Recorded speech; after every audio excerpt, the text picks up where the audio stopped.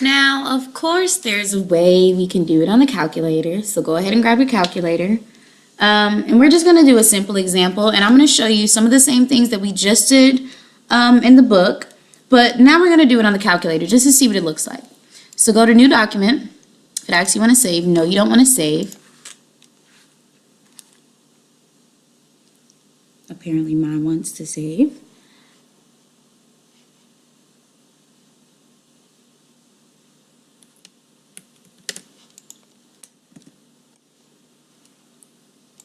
Okay, let's try that again. Go home, New Document. No, you don't want to save.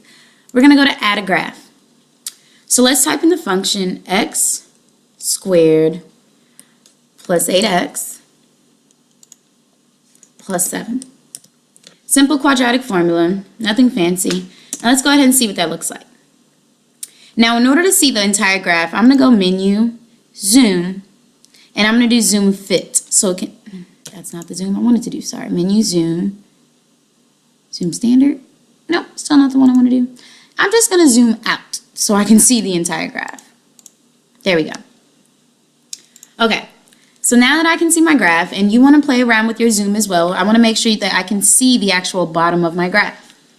Now, before I even graphed this, I knew that this was going to open upward because A is positive here. So I knew that my graph was going to look like this because A is positive.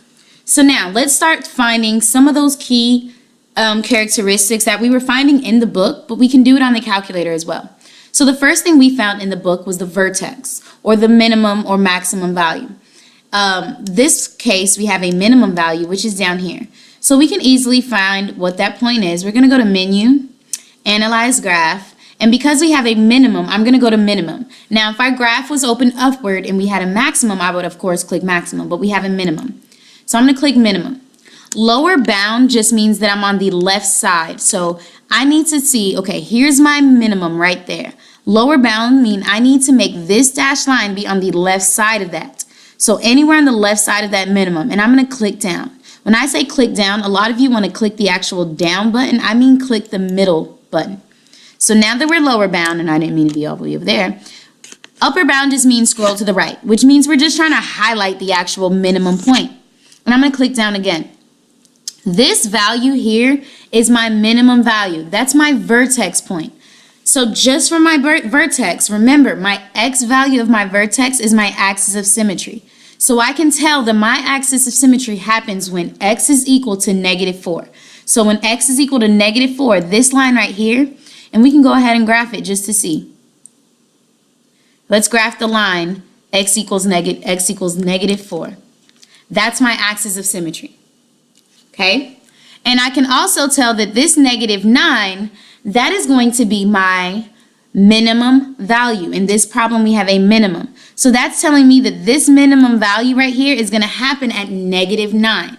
So I found my vertex, I found my axis of symmetry, I found my minimum value.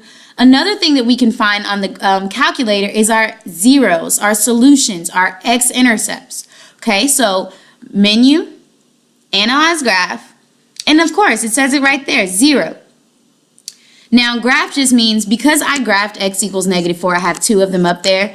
This should not pop up when you click zeros, but in case it does, that just means select the graph that you want to find zeros for. And I want to find zeros for the parabola, so I'm going to click the parabola.